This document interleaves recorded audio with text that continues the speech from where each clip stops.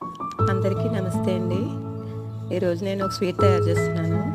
దాని పేరు 7 కప్పుల స్వీట్ అంటారు. దానికోసం మనం 3 కప్పులు పంచదార, 1 కప్పు పచ్చి కొబ్బరి, 1 కప్పు శనగపిండి, 1 కప్పు పాలు, 1 కప్పు నెయ్యి తీసుకోవాలండి.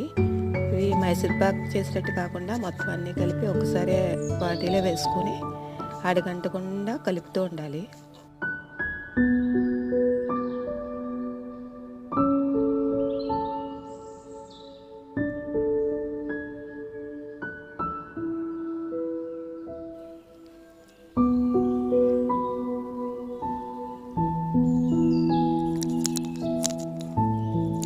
వదిలిన తర్వాత తీసి ఇలా కట్ చేసుకుని తింటే చాలా బాగుంటుందండి. చాలా టేస్టీగా ఉంటుంది.